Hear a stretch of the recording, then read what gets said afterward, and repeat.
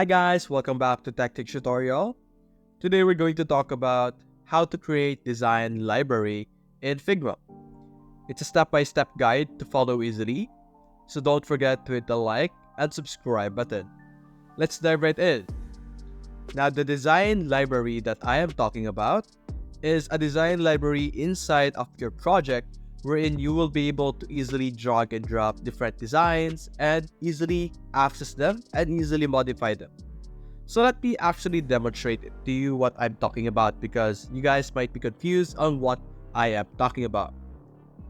So the design library that I'm talking about is basically like the components, wherein if you make changes to that specific part, everything that contains it or everything that has that in your design will automatically adjust and change, which will save you a lot of time. Now this will be considered as a library, wherein if you change the main element or the main components, everything will change. So let me demonstrate it to you. Let me create a very simple output over here on our blank canvas over here. So let's create a simple clips over here for now. Let's change the color to, let's go with the color blue. Now let's make it, or let's create a very simple design on it. So let's create an arc, just like this. Then let's make a ratio, just like that. Then let me attach this again so that it's connected. There we go. Now we have a circle over here. Let me add something to the back, or rather, just like this. It's a very random design. It has no significant meaning. Let's go to the layers for now. There we go. For the rectangle, let me go with a white color or a yellow color. There we go. And something like this. Now let's assume that this is like a random design that you have on your project that you're trying to have, and let's say this is a logo. Let's assume that what I made here is a logo that will be placed on multiple positions on your page. And to keep this in a library-like state, wherein if you change it, everything will automatically change on your page, it's something very useful. So let's say this is our logo.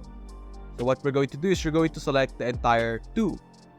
Because our element has two specific elements over here.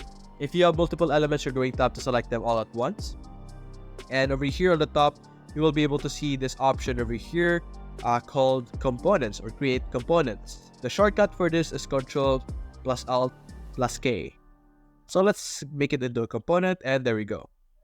Now, if you click on assets over here on the left side, as you can see, we now have libraries under all libraries over here as the local component. And in the local component is what we just made over here.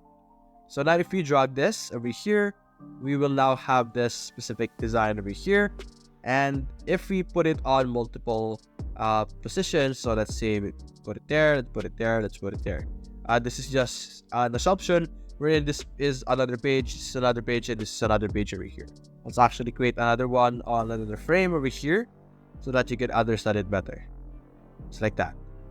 Now, what will happen is that if I change something over here, it will automatically change everything. So let's say I make it bigger, everything will be bigger, as you can see. So if I select desktop 1, and let's go select this, and then I'll go make it smaller, it's going to change that. But let's make sure that we're selecting desktop 1 as well. Let's put it outside. It should affect desktop 1 as well, but I guess the only one that's being affected right now is the frame 1. So let's delete this one. So if we change this, it should change these ones as well. So let's start from the top. Seems like I made a mistake earlier. Let's add this. There we go. So if we now move this, it will change just like that. So anything we add inside will also adjust. So let me double click this. Let's say I want to like adjust the design. Let's put it like that, just like that. Let's make something random. Let's put it over here.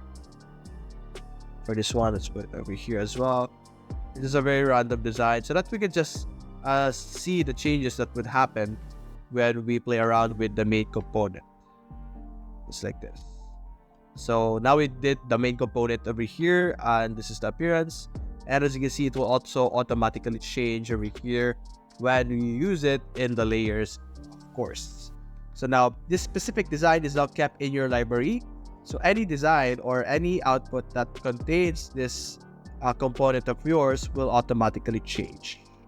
Just like that. So we can make it smaller and it will look smaller just like that. So this is a very useful feature for especially having a lot of designs.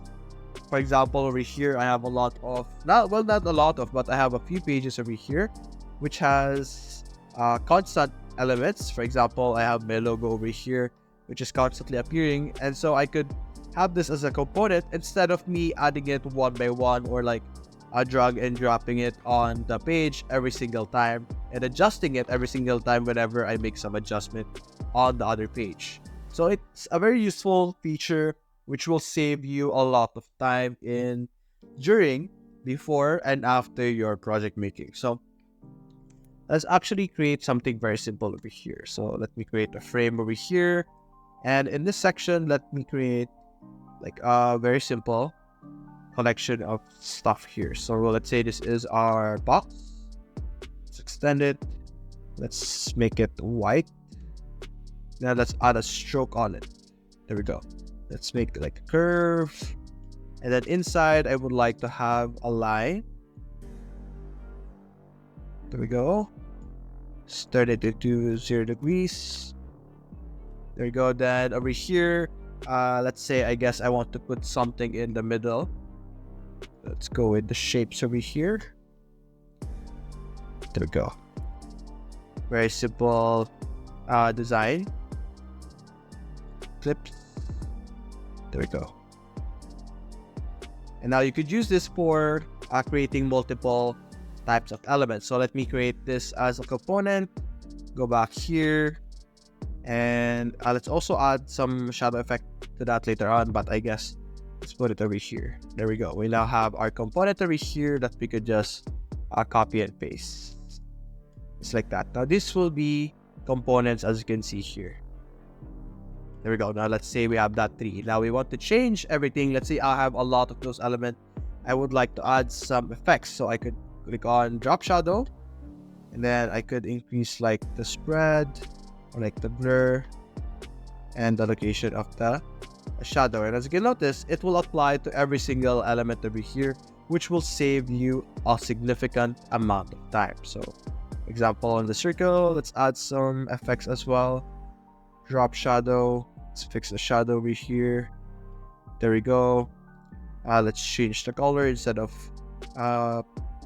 gray, let's turn it to black. And there we go. As you can see, it will automatically change. So whatever you do, it will follow.